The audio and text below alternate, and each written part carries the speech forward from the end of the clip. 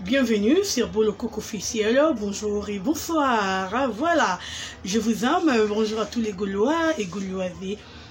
Coucou, bonjour, Nabaitou, Obolandaka, Dorcas et Bolo Coco, Baitou, Basouté Naranga, en tout cas, que mon Dieu vous bénisse, Nzambalola Apamboulabino, encore une fois, bienvenue sur Bolo Coco officiel, ça fait tellement longtemps, hein, très longtemps, bon, le Nangakala, oh là là,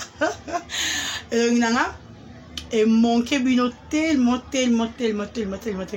dans l'avenir trop les lots d'orchestre Bolo Coco yeyo aye libino en personne. Et voilà, merci à Champion Wado 1 million de fois depuis La Rochelle. Merci à Dani Chungu, Dani Chungu, le chinois noir, le chinois noir, donc le chinois congolais, donc merci. Voilà, Dorcas Bolo Coco a fait juste une petite analyse par rapport à voyage qui s'endure au Ibendi. Maman n'a polémique, mais je suis gauloise, comme vous le savez, et comme vous le savez toujours, donc narotique à la gauloise à vie. Voilà. Petite analyse pour affaire des voyages à Paris à Kifindura au Ibendi polémique. Batumsous Bouandi Kolobala Dadi Mola. Dadi Mola, pourquoi pas Akei, Dadi Mola, pourquoi pas Salié Boy, Dadi Mola. Oumeli, Francis Diba a fait bien son travail. Pourquoi Héritier Watanabe a choisi seulement Kishinzora. Et voilà.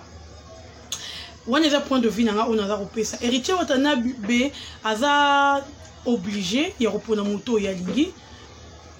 Comme maman a mis Kishinzora et a été peut-être à mis pour Kishinzora sali marketing bien. Toi Kishinzora a défendre bien. Encore même appelé Dadi Mola parce que Dadi Mola ou Loutana yo wenge ba ena etina la team wata ba évolue ensemble Dadi Mola il faut même maka Dadi Mola non Azana obligation à la tête to Francis Diba parce que Francis fait bien son travail il faut Héritier Mimaye poto tout Héritier Watanabe est libre il y a repona moto il y a lingi donc c'est à dire quoi il peut aussi me choisir que non Dorcas Bolo Coco voyage nanga au Kenya.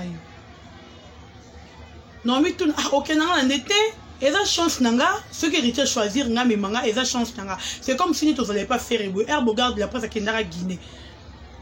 Et la chance à regarder la presse, elle a vu occasion faire à Pony, à Guinée. Le nom, ce qui peut faire rigoler, non, Kendobe est peut-être na Tanzanie. Je préfère Kendina Dorcas Bolo Coco. Et la chance nanga, il n'a qu'à donc, Moutoroya, tout fait chance nanga, te kokanga yangote. Et la chance nanga. Tokoko a nombreux. Trop à plus de 20 ou 100 personnes. Na 20 ou 100 personnes, mais 100 personnes, ils sont matin mi balé tout mon les restes batikali. Et ça bon le mouvement. Nandegi na ebeliye dadi mo na ebeliye dadi azan a tenté à royoka kieto pour qui Sinzora. Parce que bango bakenda ka Afrique du Sud. Bakendaki kobeta concert na Afrique d'ici bakendaki Francis Dibaya bazalaki kuna babetaki concert na Afrique d'ici bakendaki kobeta concert Kisindora kendara te Kisindora bon bazana concert na Afrique d'ici Kisindora bazana concert na Rwanda na Koffi Olomide ça dit que peut-être reconnaissant nani Héritier Watanabe le que je suis reconnaissant vers Kisindora peut-être abunda po nangai à côté ba guerre nanga il faut na foutailler. C'est plus que foot en zora comme manzora na poto mais c'est pas dur que nenga me minzora na poto badadi moi c'est Héritier lingara bangote non faut pas dire ça oh te que le roi me mi bango na poto c'est que alingara dadi moi la te alingara non to pensez même pas nango c'est que na nenga na beli Héritier Watanabe azara muto ba surprise.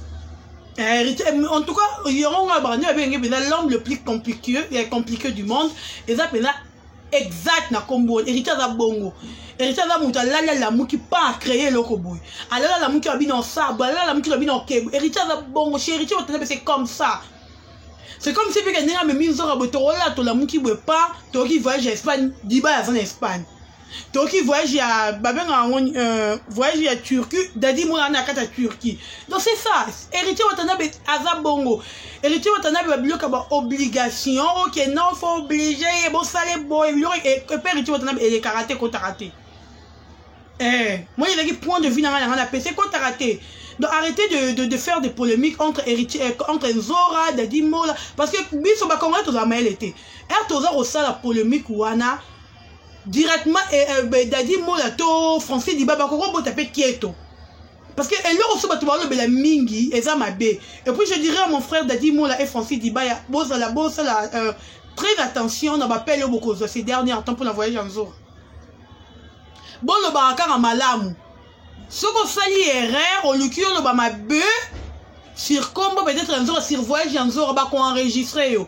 En tout cas côté on a bien dit bino mato mes frères. Bon ça l'a vraiment maïe les côtés wana. Bah tout va zo ben abino, bah ben abino pour bana beza bon bama bé pour la voyage en jour.